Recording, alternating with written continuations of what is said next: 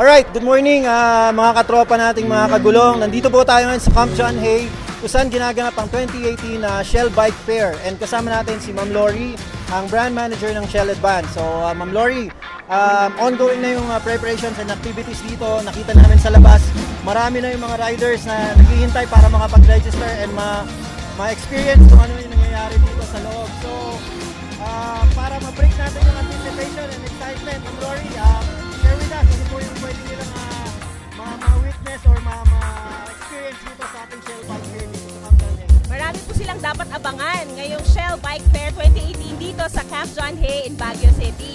So natutuwa nga po kami na ang dami na nating riders na nandito sa paligid. So marami po silang pwedeng mapanalunan, sir. Una sa lahat, meron kaming 5 motorsiklo na ipaparaffle. Ngayong araw na ito, meron po tayong Suzuki, may Yamaha at may Honda. Bukod dyan, pwede silang maglaro sa ating mga different game booths para masiyahan naman sila at manalo din ang premium items. Alright, so na-mention nyo merong paraffle ng mga motorsiklo. Paano po sila makakasali dun sa raffle promo na yan? So napakadali lang po, sir. Kailangan lang nilang bumili sa labas ng Shell Advance. At yung Shell Advance po natin for this day only, it's available at a lower price. So napakaganda pong deal para sa kanila na nakadiskwento na sila. Pwede po silang manalo ng motorsiklo. So pili lang po sila ng aming Shell Advance AX3, Shell Advance AX5, Shell Advance AX7, or Shell Advance Ultra para makakuha ng corresponding raffle coupons.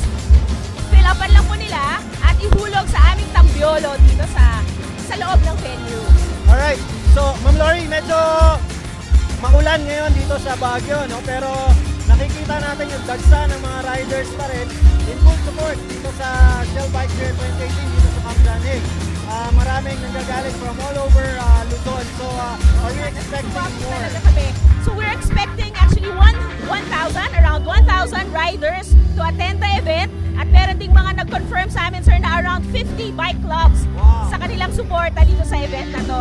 At pinapasalamatan namin sila na alam namin na maulan, medyo madulas yung daan, it can be a little bit dangerous, pero ang sinasabi naman namin sa kanila, syempre safety first, at dapat may kumpiyansa sila basta Shell Advance yung gamit nila sa motorsiklo nila.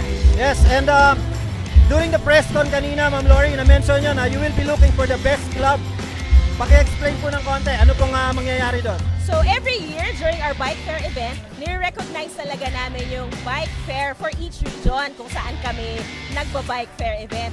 Ngayon, ang ginawa na namin, gusto namin hanapin yung best of the best talaga. Kaya this will be a nationwide search for the best bike club. Ang tawag namin dito ay Shell Outriders.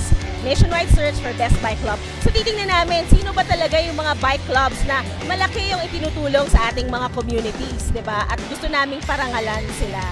Okay.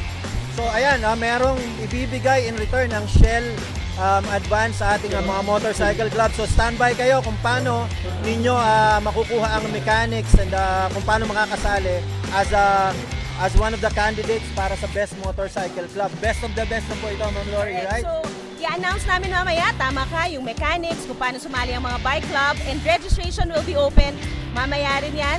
Abangan nila kung saan yung mga screening dates and venues natin. And on September 22, yan ang ating pangalawang Shell Bike Fair event sa Metro Manila naman. Doon namin i-announce ang mga winners ng ating Shell Outriders Nationwide Search for Best Bike Club. So punta rin kayo September 22 sa PICC Forum sa Metro Manila. Ayan mga ka-riders, mga kagulong natin, narinig nyo, galing kay Ma'am Lori, i-announce sa mechanics today and ang awarding ng Best Motorcycle Club will happen sa PICC sa next leg ng Shell Bike Fair. Alright. Ma'am, very successful and nagiging trademark ng Shell Bike Fair ang pagkakaroon ng mga entertainers natin. Sino po ba pwede natin makita mamaya? So hindi naman natin bibiguin ang mga riders natin for today, di ba? Lalo na't bumiyahe pa sila sa ulan. So for today, ang magiging guest natin ay si Diana Meneses at si Roxanne Barcelo na dyan din para mag-hi sa ating mga riders. And ang isa sa ating mga riders din at talaga namang nagmomotor na kilalang kilala ay si Drew Arellano. So mamaya ay mag-hi din siya sa ating mga riders. At bukod dyan, syempre meron tayong mga banda. Meron tayong local bands here in Baguio, ang Linyang Theory at ang Rock and Ready. And of course, for our finale or main event, we will have a performance from Rico Blanco. Alright, thank you very much. There you have it, mga katropa natin, mga kagulong.